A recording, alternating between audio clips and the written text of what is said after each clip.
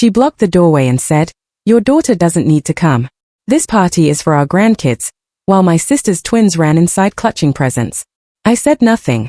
I handed her an envelope. "Happy birthday. Open it later." At 11:47 p.m., 83 missed calls flooded my phone. What would you do if your own mother looked you dead in the eye and told your 9-year-old daughter she wasn't family? That's exactly what happened to me, and it sparked a chain of events that utterly blew my family apart. But finally, it set me free. My mom was standing in the doorway, hand flat on the frame like a bouncer at some exclusive club. Not even joking. Palm flat, shoulder angled, that tight, fake smile locked in place. Behind her, the living room was a cacophony of sound, balloons, paper plates, that bizarre mix of crock-pot meatballs and scented candles. My sister's twins, Ethan and Eli, zipped past, matching sweaters, clutching gift bags like they were late for the Oscars. But my mom wasn't looking at me. Her gaze was fixed just past my shoulder, at the small hand clasped in mine. At Lily. My daughter blinked up at her, 9 years old, with a neat braid and a gift she'd picked herself, one of those self-care kits from Target. She'd heard my mom say self-care once and decided it sounded grown-up and fancy. Then Mom spoke, her voice laced with that saccharine sweetness that always meant trouble. "Your daughter can skip," she said, like she was offering a polite alternative menu. "This party's for our grandkids." That familiar squeeze started in my chest. The old Sam would have smoothed it over, made excuses. But not this time. I just nodded once. "Okay," I said. My mom's smile twitched, just a fraction, like my agreement was the wrong line in her script. Then Tara, my sister, appeared behind Mom, glass of wine in hand, wearing that look she always had when she thought she was winning. Chin up, eyes bright, performance ready. "Oh, good," Tara chirped. "I was worried you'd make it weird." I almost laughed. Almost. Instead, I reached into my coat pocket, pulled out a plain manila envelope. No label, no dramatic stamp, just my handwriting on the flap. "Happy birthday," I said, holding it out to my mom. "Open it later." She took it with 2 fingers, as if it might be oily. "What is this?" she asked. "Just open it later," I repeated. Lily's hand was still in mine, tight. She was staring at the brightly lit living room like it was a movie she wasn't allowed to watch. I didn't argue. I didn't plead. I didn't remind my mom of the property taxes I'd paid to keep her current, or the down payment on the car I'd put for the twins. I didn't list my sacrifices like receipts at a return counter. I just turned around, took Lily's hand, and walked back down the porch steps. We got into my car at 6:12 p.m. I buckled her in. She stared straight ahead, shiny but stubborn. "Did I do something wrong?" she whispered. That was the moment I almost broke. My throat tightened. I swallowed hard. "No," I said, my voice steadier than I felt. "No, you didn't. This isn't about you." And I meant it. Because in my family, nothing was ever about the person actually standing there. It was always about the story they liked telling. We went home, made grilled cheese, watched a dumb baking show. I let her pick dessert, even though it was a Tuesday. At 11:47 p.m., my phone started vibrating like it was possessed. 1 missed call became 5. 5 became 20. 20 became a flood. 83 missed calls. Texts piled up so fast my screen couldn't keep up. "Mom, call me now." "Tara, what did you do?" "Mom, this isn't funny." "Tara, you can't do this." "Unknown number. Aunt Sam, you need to fix this." I looked at the notifications and felt something unexpected. Not triumph. Not gloating. Just immense relief. Because the thing that bothered me wasn't that they didn't want my daughter at the party. It was that they finally said the quiet part out loud. And once it's out loud, you can stop pretending you misheard. I set my phone face down on the counter, washed the last plate, and went to bed. I wasn't angry. I wasn't cruel. I was just done. My name is Sam. I'm 41. I'm an attorney. Estate planning and probate, mostly. The kind of lawyer people call when someone dies, when someone's fighting, or when someone suddenly remembers they were promised something. I'm not flashy. I don't drive a sports car. My idea of fun is a clean spreadsheet and a calendar with no surprises. I also have a daughter, not biologically. Her name is Lily, and she came into my life when she was 4, after my best friend died and her mother disappeared into what I can only describe as a long, heartbreaking spiral. The court called it a guardianship first, temporary, then extended, then eventually permanent. The paperwork alone took 18 months. Background checks, home visits, school interviews, therapy notes. The kind of scrutiny you'd think only applies to adopting a tiger. My family's response in the beginning was performative warmth. "Oh wow," my mom said when I told her. "That's very you." My dad, before he passed, patted my shoulder and said, "Good of you, son." My sister Tara posted a Facebook status about chosen family and got 112 likes. In person, it was different. They didn't say she wasn't family. They just treated her like a guest who stayed too long. At holidays, Lily got a generic gift bag. Tara's kids got personalized stuff, names embroidered, toys based on their current interests, little notes about how proud everyone was of them. When Lily called my mom grandma once, Mom corrected her with a soft smile. "Just call me Nana," she said, and then, under her breath, like she didn't think I'd hear, "It's simpler." I heard. I always heard. I just kept thinking I could earn my way into being treated normally. That was my first mistake. My second mistake was money, because I'm good at it. I understand it. I plan it. I don't panic. And in my family, competence reads like availability. My mom lives in the same house I grew up in. Mortgage mostly paid off. But she's the kind of person who never has cash because everything's so expensive now. Tara is 38, divorced, and permanently in some kind of crisis that requires immediate funding. She has twins, Ethan and Eli, who are good kids, honestly. Loud, sweet. Not at fault. I'd been the quiet stabilizer for so long. I forgot what it felt like not to be. Here's a short list of things I paid for in the last 3 years. $3,840 for my mom's property tax shortfall after she forgot to file a senior exemption form. $1,200 for a plumber because the kitchen sink exploded. It was a clogged drain. $6,500 as a bridge loan for Tara when her rent was 1 week late, which turned into 2 months behind. $9,800 for a used Honda Odyssey because the twins need reliable transportation. $412 a month, on autopay, for my mom's HOA dues because she kept getting late fees and it stressed her out. And yes, I know how ridiculous that sounds. I'm literally a lawyer. I read trust documents for a living. I still let my own family treat me like a standing order because they had a narrative. Sam is fine. Sam doesn't need anything. Sam's got it handled. And I was stupid enough to play my role. The pattern was always the same. They'd ask small, then bigger, then act like it was normal. If I hesitated, I'd get a sigh, a pause, a little guilt seasoning. My mom's favorite line was, "I just thought you'd want to help." Tara's favorite line was, "You don't even have real expenses, you're basically single," which is a fun thing to say to a man raising a kid on his own. The thing that bothered me wasn't the money itself. It was the way they talked about it, like it belonged to them. Like my work was a family resource, not my life. Then came the subtle stuff with Lily. At Tara's twins' birthday parties, Lily would be asked to help instead of play. Hand out napkins, carry plates, be a big helper.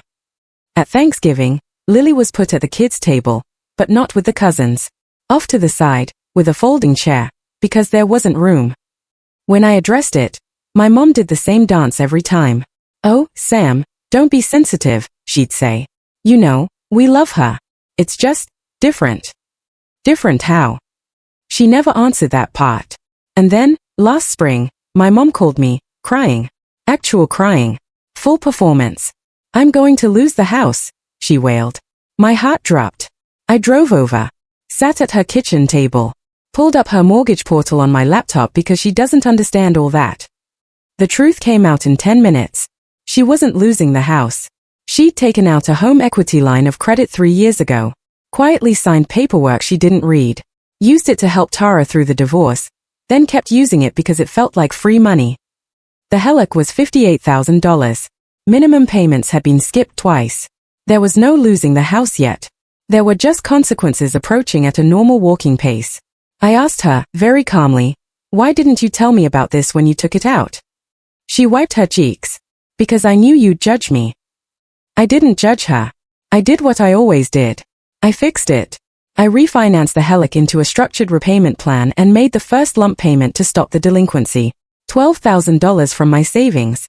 I told myself it was a one-time rescue. Then Tara started texting me like I was her bank's customer service line. "Did Mom tell you about the house? Are you handling it? Because we can't have Mom stressed. The twins feel it."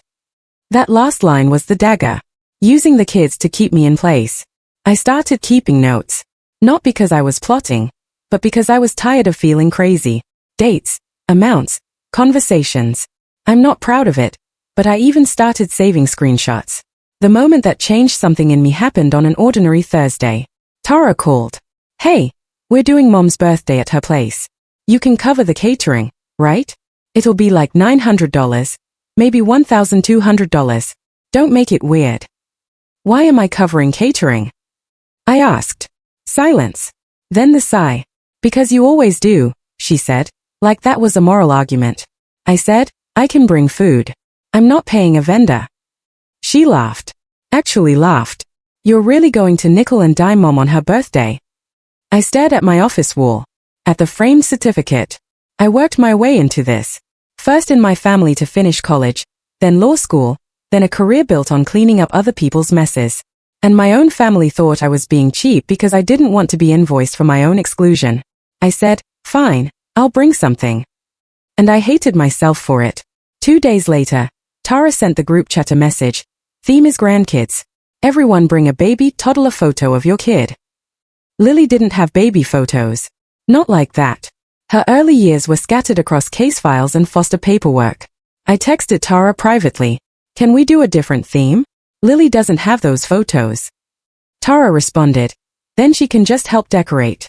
It's not a big deal. Not a big deal. That phrase is how people step on you and call it weather. I stared at that text for a long time. Then I opened a folder on my computer. Family. And inside it, I started organizing things the way I organize client cases. Bank transfers, autopay confirmations, Venmo notes, emails, texts.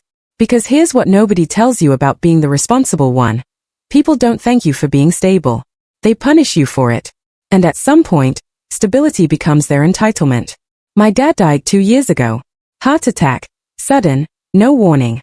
He and I had a complicated relationship, but we were close in the practical ways. We fixed things together. We talked about money. We understood each other without dramatics. Before he died, he asked me to draft his estate plan. Not because he didn't trust anyone else. Because he did trust me. There was a family trust. Nothing billionaire level, but enough that it mattered. The trust held 3 things. The house my mom lives in a trust, not outright, a brokerage account with about $410,000, and a small life insurance payout that fed into the trust. My dad named my mom as income beneficiary, and he named me as trustee. Not Tara, not my mom, me. At the time, I saw it as administrative work. Pay bills, distribute funds, keep the lights on. I didn't see it as a lever until I did. After that grandkids theme text, I scheduled a consult with a colleague, another attorney in my firm who handles fiduciary litigation. I paid him like a normal client because I didn't want a favor. I wanted clean advice. He looked at my notes and said, Sam, you're not just a son here. You're a fiduciary. That word snapped everything into focus. Fiduciary. Duty, neutrality, documentation.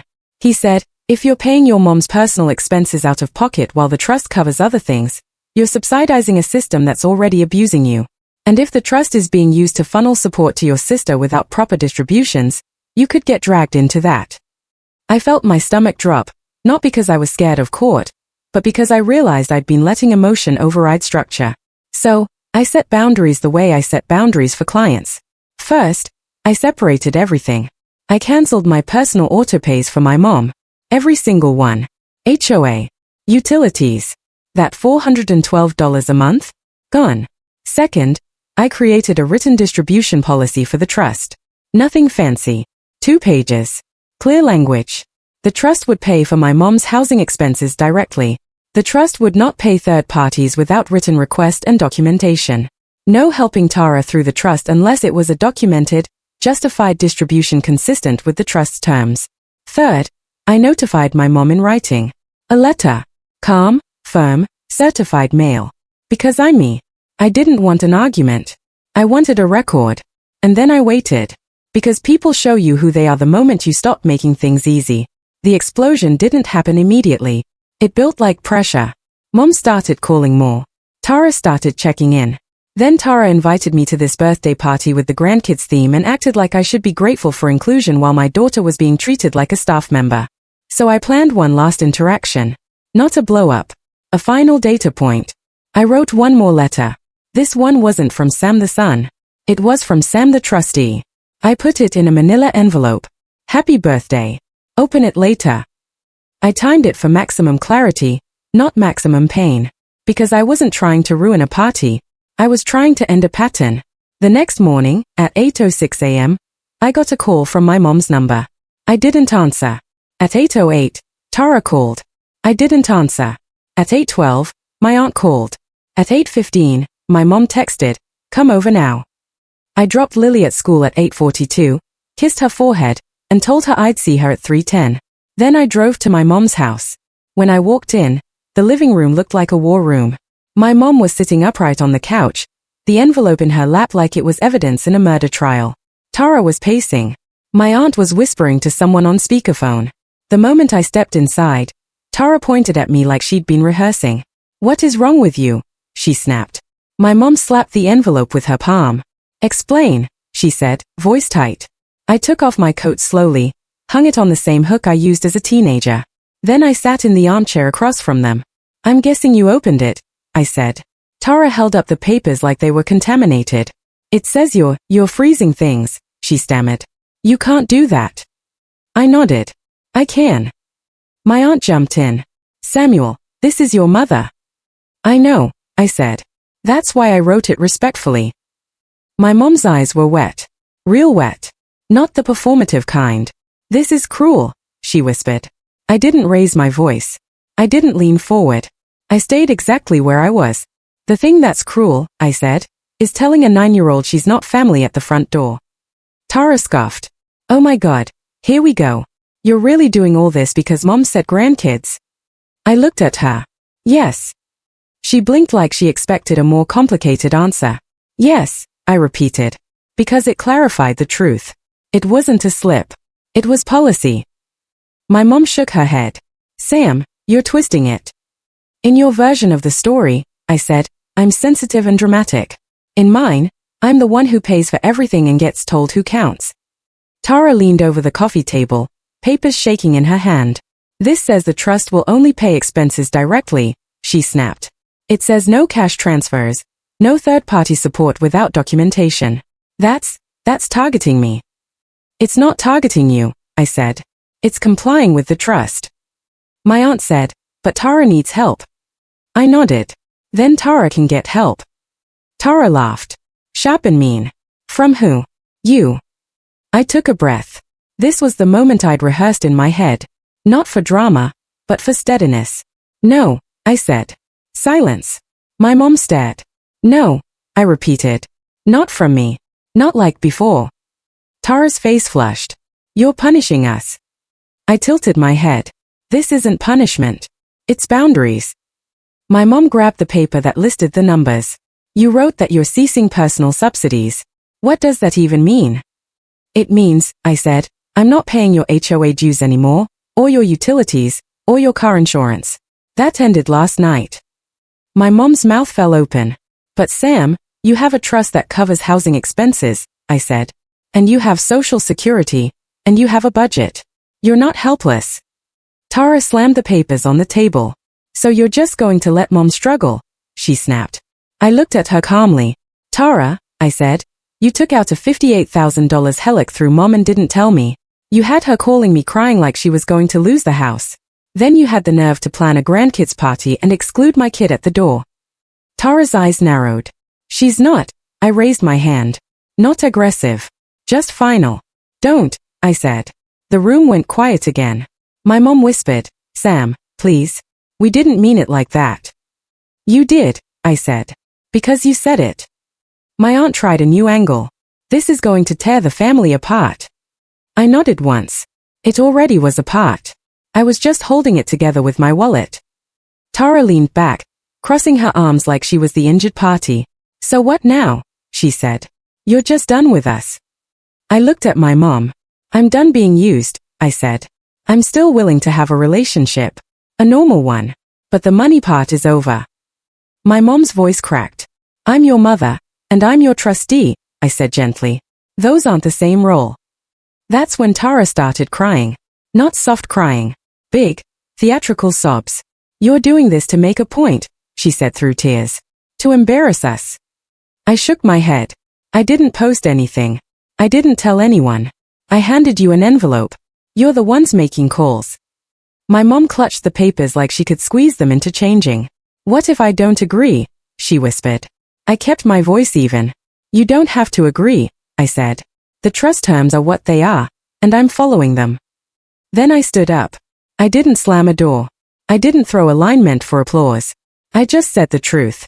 I wasn't planning to destroy you, I said. I was planning to stop letting you destroy me. And I left.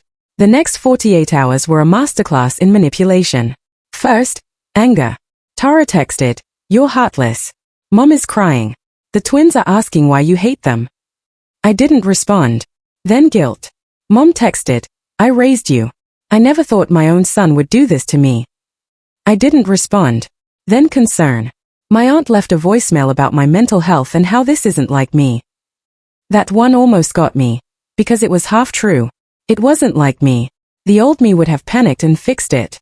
But I had already moved the pieces. That's the part people don't understand about boundaries. The real power isn't the speech. It's the structure. The autopays were off. The trust distribution policy was in place. The bank had instructions in writing for how disbursements were handled. And because I'm a lawyer, I did it clean. No gray areas, no shouting. Just procedure. A week later, Tara tried another move. She showed up at my office. Reception called and said, "There's a woman here asking for you. She says it's urgent." I walked out and saw her, sitting with her arms crossed, tears preloaded. She stood up fast. "Sam, please." I kept my voice low, because I'm not a monster and I'm not trying to create a scene. "I can't talk about personal trust matters here," I said. "Email me." She grabbed my sleeve. "You can't cut Mom off like this." I removed her hand gently. I didn't cut her off. I stopped paying for things personally. The trust covers what it's supposed to cover. Her face hardened. "So, you'll let the twins suffer." There it was again. The kids as leverage. I exhaled slowly. "The twins aren't suffering," I said. "They have a mother. They have a father. They have grandparents. They have resources. What they don't have is access to my bank account anymore." She looked like she wanted to scream. Instead, she whispered, venom sweet, "You think you're better than us because you're a lawyer?" I nodded slightly. "No, I think I'm tired. Because I'm a lawyer, and because I've been cleaning up messes I didn't make." Then she did the last predictable thing. She threatened me. "You know, Mom can remove you," she said. "We'll get someone else as trustee." I almost smiled. "Try," I said calmly. "And if you want to challenge it, you can do it in court. With the trust document, with your HELOCs, with everything documented." Her eyes widened. Because she realized, finally, that the way I handle family now was the way I handle cases. Facts, paper, process. Not emotion. Not pleading. Not being the family ATM. The calls slowed down after that. Not because they accepted it, but because they realized the usual tactics didn't work anymore. It's been 11 months. Lily calls my mom Nana now, because Lily is smart and adaptable, and I refuse to make her fight battles she didn't choose. But here's the difference. Lily isn't trying to earn her way into the room anymore. Neither am I. My mom and I talk about once every 2 weeks. Sure, calls. Weather, school. Nothing financial. The first time she started to drift toward money, I said, "I'm not discussing that," and changed the subject. Tara and I don't really speak. I send birthday gifts to the twins directly. Nothing huge. Books, Lego sets, a jacket when winter hit early. I include a note that says, "Love you," because I do. And because I won't punish children for adult behavior. My finances are quieter now. Not richer. Quieter. I sleep better. I go to the gym again. I don't flinch when my phone buzzes. And the thing I didn't expect? Lily laughs more. Because kids feel safety like temperature. They don't need big speeches. They need consistency. Here's what I learned the hard way. In some families, your value isn't who you are. It's what you provide. And the moment you stop providing, they act like you changed. You didn't. You just stopped compensating for their choices. I don't tell myself I won. This wasn't a competition. It was an exit from a role I never agreed to play. Not revenge. Just boundaries. If you're watching this, and you're the steady one, the spreadsheet one, the fixer, listen to me. People who truly love you don't make you prove your place. And anyone who can exclude your child at the door doesn't get to keep a key to your life. That's it. That's the whole lesson. And honestly, it's the first birthday gift I've ever given myself that actually lasted. Have you ever faced something like this with your own family? What boundaries did you have to draw? Let me know in the comments below. I really want to hear your stories.